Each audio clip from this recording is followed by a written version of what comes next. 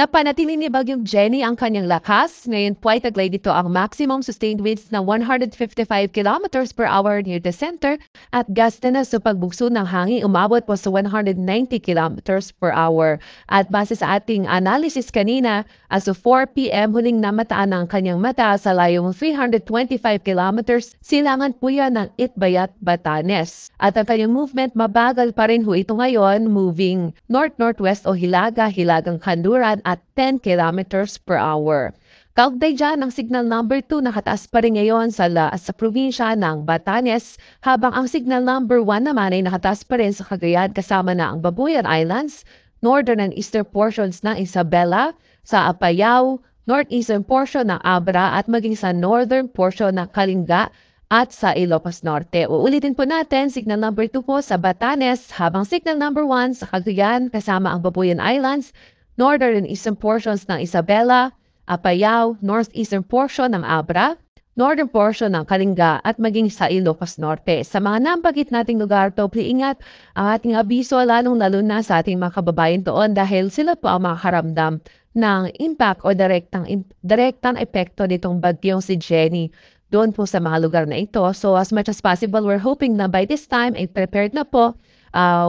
They already have taken shelter sa mga matitibay na estruktura, kaya na may mga matitibay na bahay, nakaiwas na po sa coastal areas.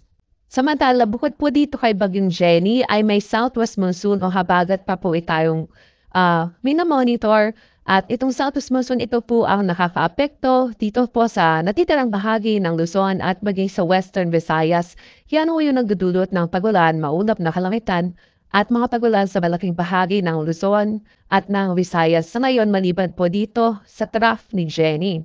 At kung makikita nga po natin, yung trough o buntot ni Jenny, nakakaapekto din po yan sa natitirang bahagi ng Northern Luzon such as Ilocos Region, the rest of Cagayan Valley at maging sa Cordillera at Eastern Region. Yung southwest monsoon o habagat na na-enhance ni Bagyong Jenny ay nagdudulot ng mga pagulan, especially dito sa Zambales, Bataan. Sa natitirang bahagi pa ng Central Luzon, dito sa Metro Manila ay maulap din at may high chance of rains. At dito po sa natitirang bahagi pa ng Mimaropa Region at maging sa natitirang bahagi ng Southern Luzon sa Bicol Region. Ang Western Visayas ay maulap din po at may chance rin ng mga light to moderate rains. At base po sa track na pinalabas ng Pag-asa, in the next 24 hours, sinaasahan natin ang mata nito ay nasa layo na po ng 200 kilometers northeast ng Itbayat, Batanes. Pagdating naman ng 48 hours, inaasahan po natin na malapit ng lumabas ito na ating area of responsibility. Nasa layo na po ng 290 kilometers northeast of Itbayat, Batanes. Then in the next 72 hours, inaasahan natin na mata o sentro nitong bagyo ay nasa layo na po ng 475 kilometers west-northwest or west-northeast ng Itbayat, Batanes o kaya na may nasa labas na po na ating area of responsibility. Then, by 96 hours, inaasahan natin na tuloy na po itong lalayo ng ating PAR and approximately nasa layong 600 kilometers west-northeast ng Itbayat, Batanes na po itong si Bagyong Jenny.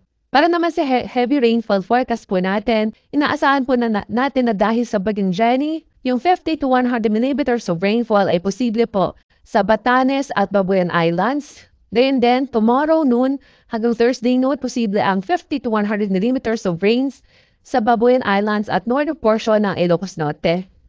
Yung heavy rains po, 100 to 200 millimeters, ay posible sa Batanes. Then, yung southwest monsoon o yung habagat, posible pa rin po yun magdulot na mga pag-ulan dito po sa Zambales, Bataan, Occidental Mindoro, Antique, northern portion ng Palawan, kasama ang Calamian, Cuyo at Calayan Islands, Zambales, Bataan, Pampanga, Bulacan, Metro Manila, Cavite, Batangas, Occidental Mindoro at Calamian at Cuyo Islands by tomorrow or by Thursday po ito, by Wednesday, and then by Thursday sa La Union, Pangasinan, Benguet, Zambales, Bataan, Tarlac, Pampanga, Bulacan, Metro Manila, Cavite, Batangas at sa Occidental Mindoro.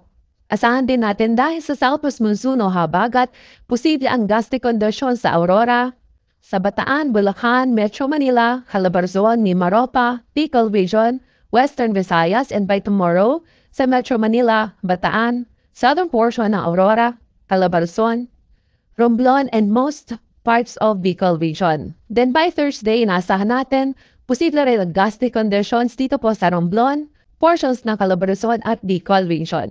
Then again, nakataas ang ating gale warning ngayon sa malaking bahagi ho ng Northern Luzon, partikular po sa Batanes, Cagayan kasama ng Babuyan Islands, sa Isabela maging sa Ilocos Norte. Kaya't sa nabanggit nating lugar, hindi pa rin hope inaalaw na pumalaot ang malilitas sa sakyang pandagat dahil magiging maalon hanggang sa napakaalon po ng kondisyon ng karagatan doon.